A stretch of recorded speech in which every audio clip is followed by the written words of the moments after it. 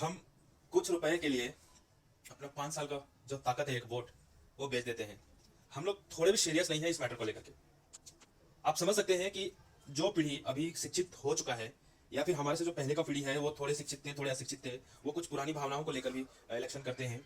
और कुछ जो महान लोग हैं, जो हमारे गांव के, हमारे कस्बे के जो रहते हैं, वो आपको फोर्स करते हैं कि इसको वोट दो, उसको वोट दो। वैसे लोगों को तो घर से लात मार के निकालना चाहिए रात में, पहली बात, अगर कोई आया तो।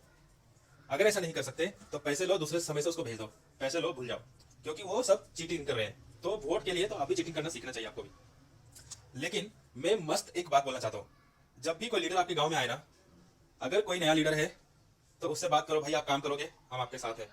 कोई पुराना लीडर आए ना भाई, तो मैं तो पूछने वाला हूँ कि आपने आज 7 से 5 साल में क्या किया, चिट्ठा निकाल के दिखाओ। कभी 5 मिनट के लिए चेहरा तो दिखाया नहीं। आप जब काम करते हो और आपके लोग जब काम करते हैं तो किसी से कोई राय मशवरा नहीं लेते गांव में आप लोग, कभी नहीं। काम सिर्फ आप अपने जाने पहचाने घुसखोरों के साथ ही करते हैं। लेकिन जब वोट लेना हो तो हमारी क्या जरूरत, हमें क्यों आप बोलते हो? ये तो हो गई सवाल वाली बात। अभी दूसरा पहलू ये है कि भाई आपने पिछले 5 साल क्या क्या काम किए, लिख के लाए हो?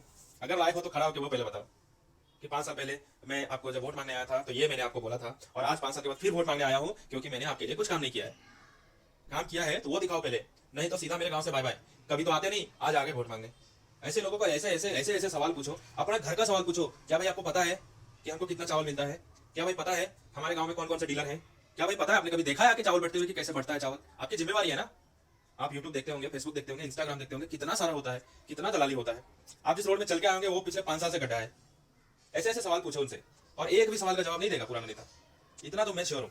अगर वो दे दिया तो अच्छा नेता है वो भाई, फिर तो आपको पूछने का जवाब प्रॉब्लम ही नहीं है, और इससे बढ़िया तो नेता ही नहीं मिलेगा आपको। बट मुझे लगता है कि नेता मतलब सिर्फ लेता देता कुछ नहीं। ठीक है, अभी हमारे यहाँ नया नेता जग रहे हैं, जयराम महतो।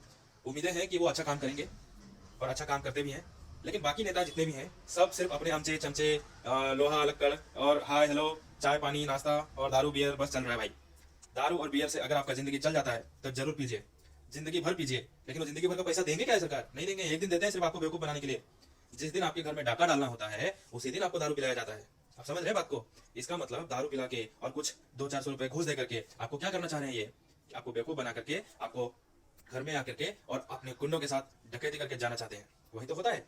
दारू पिलाया, वोट ले लिया, 5 साल तुम्हारे लूट रहे हैं। तो तुमको पता ना, तुम्हारे घर वालों को पता ना, तुम्हारे गांव को पता कि भाई ये है हमारा नेता, हम तो इनको पहचानते नहीं, हाँ इसी को वोट दिया था हमने। ये कर लो बातें।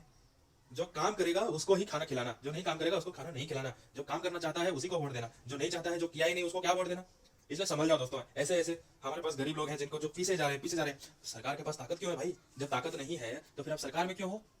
कितनी सारी सवालें हैं जितना मैं एक वीडियो में कवर नहीं कर सकता। बट मैं सीरियसली बहुत दुखी हूँ। कोई भी आदमी, कोई भी नेता अगर लिख के दे दे कि मैं करप्ट नहीं हूँ, मैं इतना इनकम टैक्स भरता हूँ, इतनी मेरी इनकम है, इतनी मेरी प्रॉपर्टी है, इससे ज्यादा नहीं, तो फिर इतने चमचे घुमाते किधर से वो लोग? सही में बोलता हूँ भाई, जानबूझ करके गड्ढे में मत जाना। वोट देना जरूर, बट उसी को देना जो काम करना चाहता होगा। मैं आपसे निवेदन तो नहीं कर सकता, ये आपके ऊपर निर्भर करता है। जय हिंद।